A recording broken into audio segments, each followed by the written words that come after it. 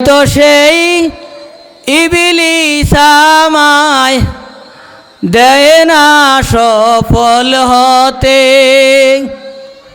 ওয়াসওয়াসা দিয়ে লালসায় ফেলে টেনে নেয় ভুল পথে।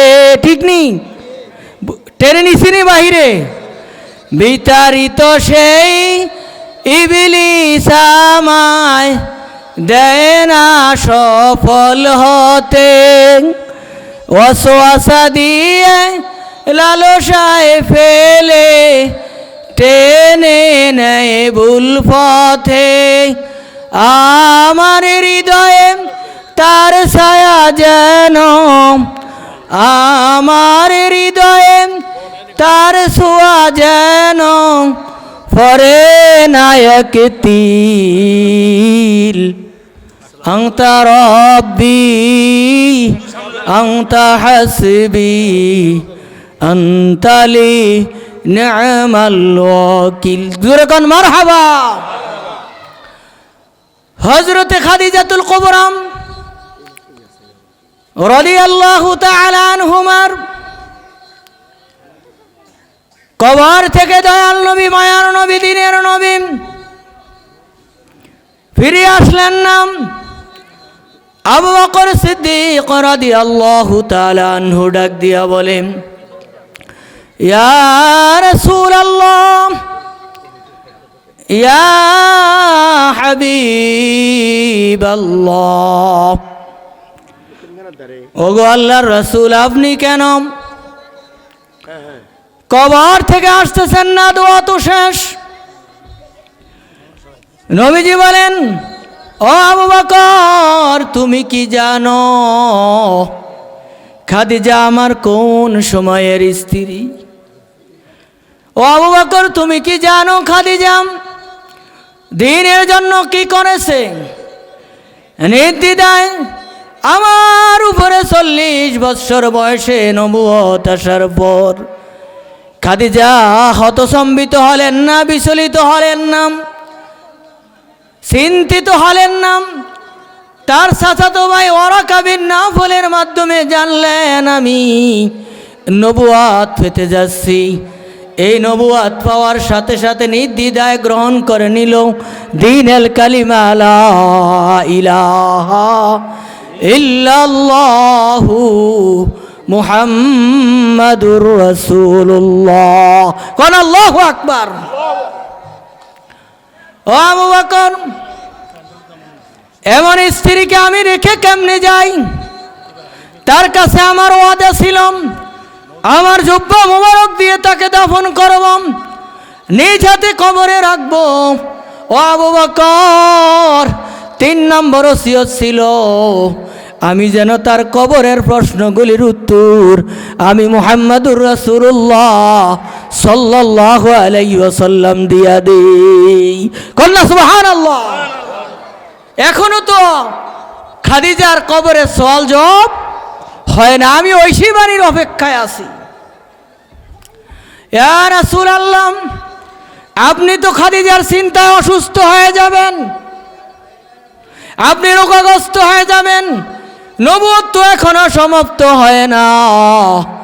আপনার কিছু হলে সাহাবা কিরামদের কি হবে? আপনার কিছু হলে কোরআনও সমাপ্ত থেকে যাবে।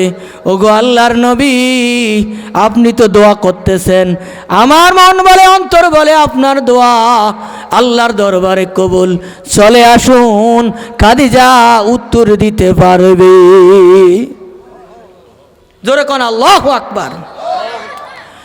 নবীজি বলেন নাম, আপনি নজির করে দেখেন, হযরতে জিবরাইল আলাইহিস সালাতু ওয়াস সালাম আল্লাহর পক্ষ থেকে সুসংবাদ নিয়ে এসেছেন। ইয়া রাসূলুল্লাহ, ইয়া হাবিবাল্লাহ, ওগো আল্লাহর নবী, ও মানবতার নবী মুহাম্মাদুর রাসূলুল্লাহ, যেই খাদিজা নির্দ্বিধায় কালিমা গ্রহণ করলাম, ইসলামের জন্য তার ধনাত্ম সব বিলীন করে দিল, জীবন যৌবন মুহাম্মদের কাছে দিয়ে দিল, যার গর্বে 3 ছেলে 4টি মেয়ে হলো, নবীজির বাকি স্ত্রীগণের গর্বে আর কোনো ছেলে মেয়ে আর কিছু দুনিয়াতে আগমন করে না, সব সন্তানরা হলো খাদিজার গর্ভে কন্যা। সুবহানাল্লাহ। কিছুদিন আগেই তো আব্দুল্লাহ জন্মগ্রহণ করলাম। রাত্রিবেলা জ্বর হতে হতে শেষ রাত্রে আব্দুল্লাহ ইন্তেকাল করলাম। এর চেয়ে বেশি কষ্ট মুহাম্মদুর রাসূলুল্লাহ বাকি সন্তানদের ইন্তেকালে পান না। খাদিজাতুল কুবরা এর চেয়ে বেশি কষ্ট পান না, তারপরও ধৈর্য ধরলেন। ওয়াসসবরু বিসসবরিল ঈমান ওয়াল ঈমানু ফিল জান্নাহ। জোরে কোন আল্লাহু আকবার।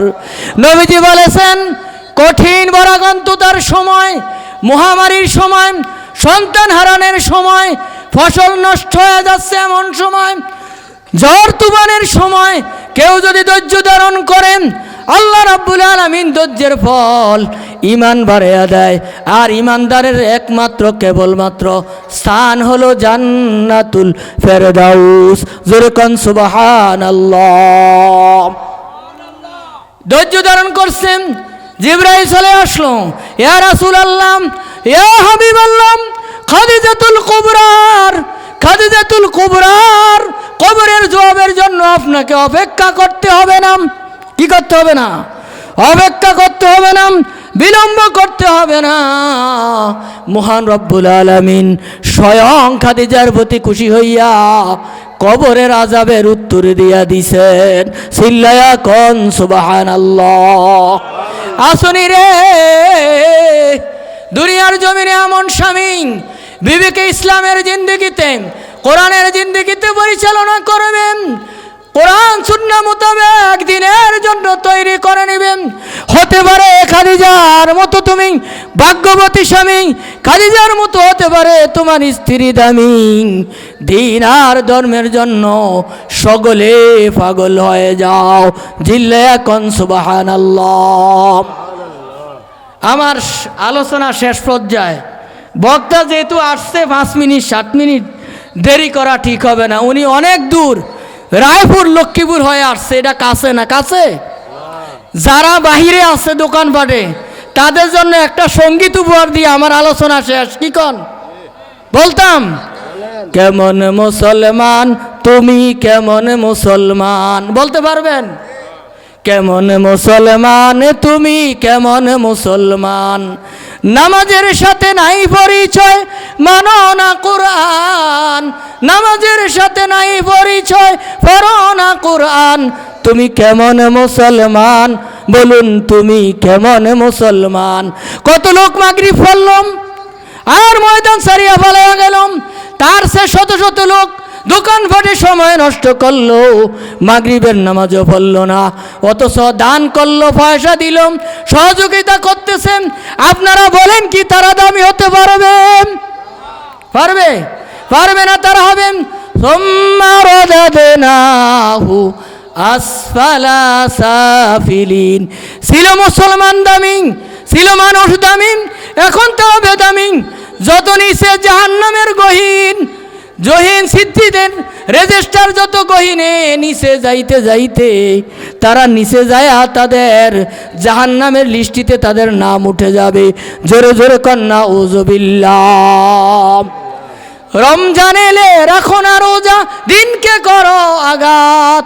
একদল আছে না, রমজান আইলে রোজা রাখে না, মুসলমানের বেশ ধরে। রমজান এলে রাখো না রোজা, দিনকে করো আঘাত। পয়সা করির নাই তো অভাব, দেও না তো জাকাত। দেয়নি জাকাত, জাকাত দেওয়া জরিমানা মনে করে। কি মনে করে? দান খয়রাত করে না, পাশের লোক না খেয়ে মরে, নিজে ভালো খায় দেয় না, আছে না নাই? রমজান এলে রাখো না রোজা, দিনকে করো আঘাত। পয়সা করির নাই তো অভাব, দেও না তো জাকাত। ইমানদারের বড়াই দেখাও, নেই তোমার ইমান। কেমন মুসলমান তুমি, কেমন মুসলমান। আল্লাহ সুবহানাহু ওয়া তাআলা